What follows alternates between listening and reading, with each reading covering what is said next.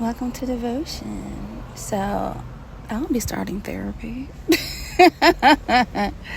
um, wow.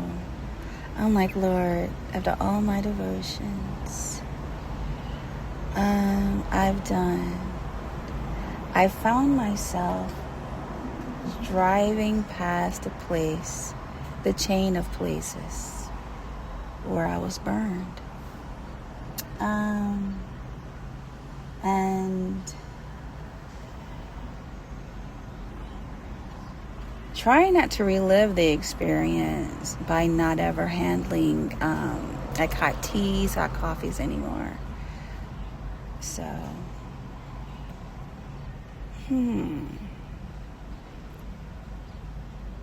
is that a block? What does that mean? Where I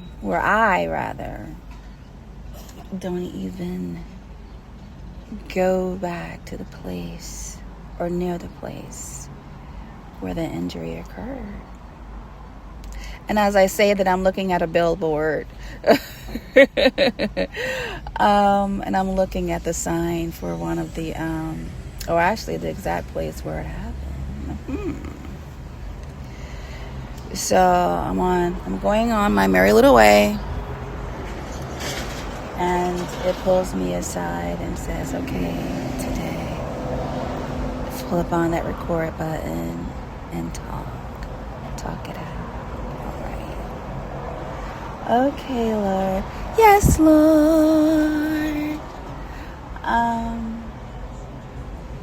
Why is it important to admit fault? To say sorry? I think because, well, actually, I know it's probably been a year that I did a devotion. Like, if someone wrongs me, do I ever want to see him again? Blah, blah, blah, blah, blah, blah, blah, whatever. And I had, I took issue with Apostle Paul. And then I fell in love after studying, after writing a whole, I guess, segment, maybe pen to pen, like PEN to PEN, and other poems too. And just the other day, I was at a museum, and this fellow told me the reason Paul changed was because he was honest. I'm like, oh, really? It's like, yeah. That's what he said. And he said he used the H word. He was honest. Because I told him, because what actually happened was we were talking. And he said he just doesn't deal with all of the other, whatever types of people. I'm like, yeah. But didn't Jesus travel, I don't know if he was a minister or not, but I definitely got some vibes, not to sound judgy, but I don't know, something about his persona. But anyways, I'm like, so you just don't deal with certain types of people. And then that brought me, what about Paul?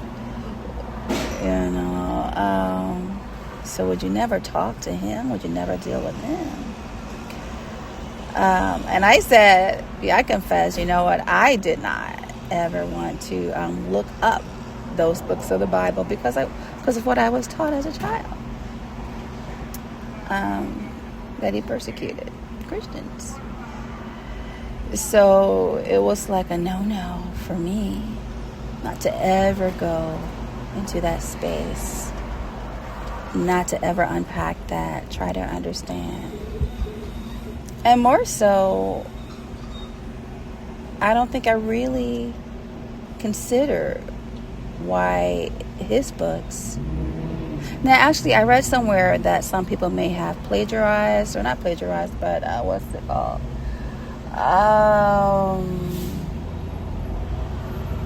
Is it an imposter? That pretends that, they're him and they're not, I guess, writing certain. But I don't know. I'm not really a scholar on that. but it did pop up in one of my searches that, some of the books he may not have penned. But nevertheless, I do believe some of them maybe, maybe quite a few of them, it says he did, those were his original works, not from imposters, So, whatever may have been omitted in the Bible, I don't know. Again, I'm not a scholar. I haven't studied all of that. But nevertheless, it's the idea that God spoke to him. And he began penning. He began writing, right? So, am I holier than thou?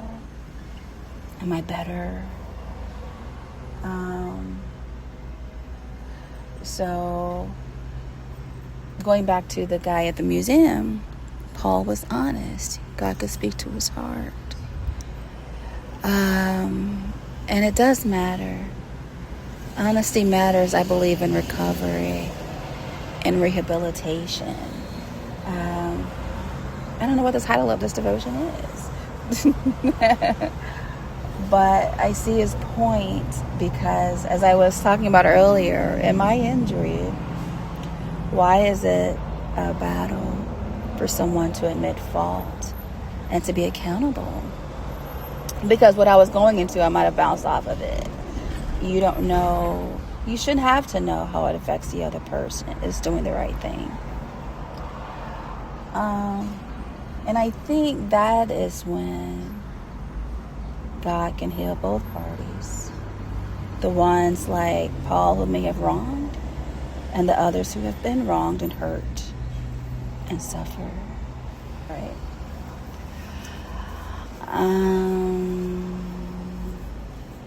So distracted. Hold on.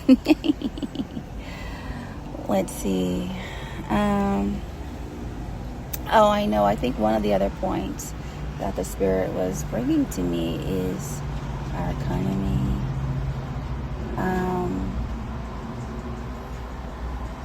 Why do things look so stagnant? Lord, one man can't save the world. And unfortunately, when they do stand up, you see what happens when there's good. It's suppressed.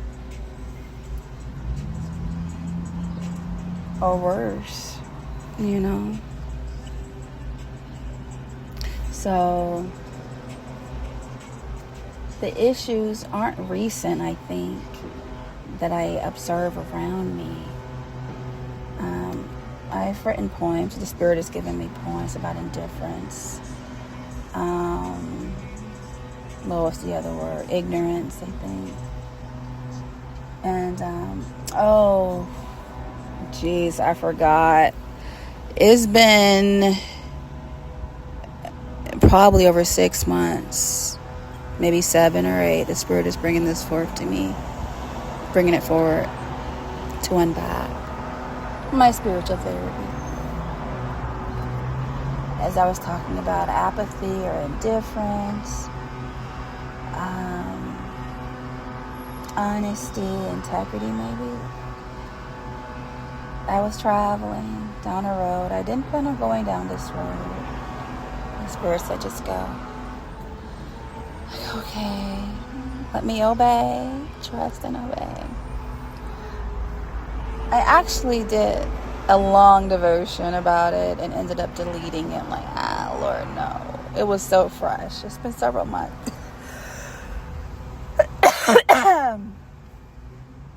And as I passed these 2 SUVs, all of the airbags have been, you call it deflated? What's the other word for it? Not deflated, deployed maybe. So I'm like, I'm going to keep going, right? I don't see any cars, any cops. I'm thinking it's probably, the aftermath. Everyone is gone, right? People are just going by. There's no tape. There's nothing. Except for the 2 cars that were, had crashed and the airbags that had deployed. Nobody's stopping. I see nothing. No ambulance, no fire truck, nothing. Nada. And the spirit's like, no, I need you to pull over. I'm like, oh.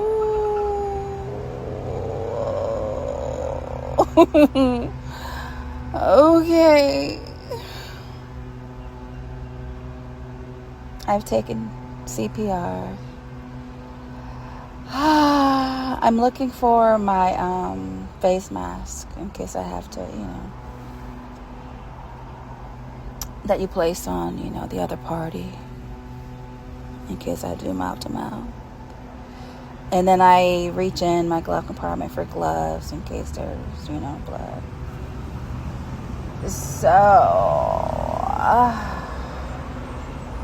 I'm still doubting, I'm still questioning, and actually I'm sinking, thinking about it a bit. I'm like, so by the way, it's in front of a funeral home. The crash in the middle lane. So I'm still doubting. There can't be people in there. There can't be. Right? This bird said, go and run.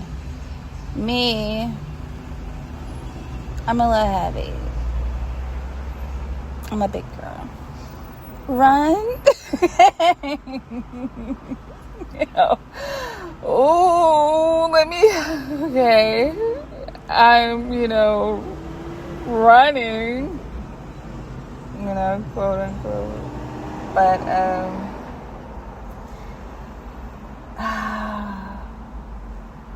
I need to call 911, right? Lord. What's my time doing? Okay, let me maybe try to speed up a bit, because it's going to cut off any minute now. Oh, Lord. I'm still fighting inwardly. I can't see inside any of these vehicles for all the airbags that I've deployed. There's just no way people are still in there. I call out. I don't hear anything. And I believe I've dialed it, but the emergency line, but there was a hold. It's like, please hold for the next, blah, blah, blah.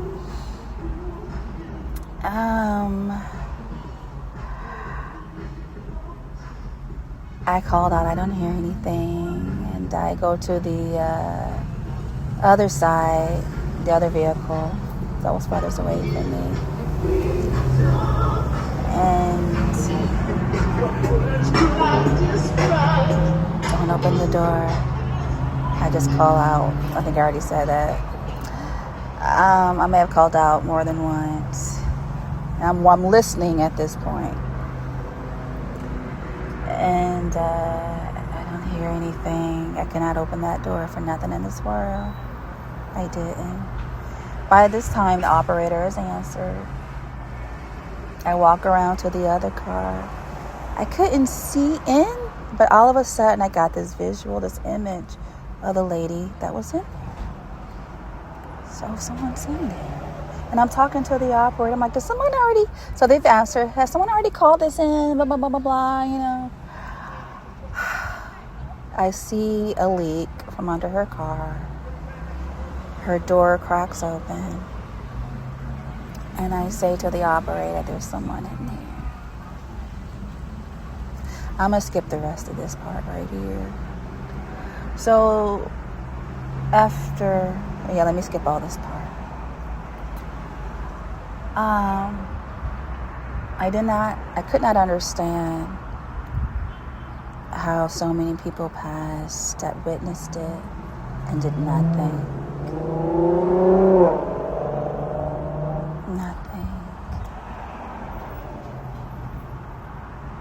The Lord sends me out of some other area to come there just to pick up the phone and call for help. And, to do what I could do. So I'm like, Lord, the problems have not just started in this earth. The ones that are crying and screaming out. I'm like, I have to check my own self. What have I listened? Have I been obedient? Have I been indifferent? Have I not cared? Have I been desensitized? Have I laughed? Have I dodged? Have I avoided accountability?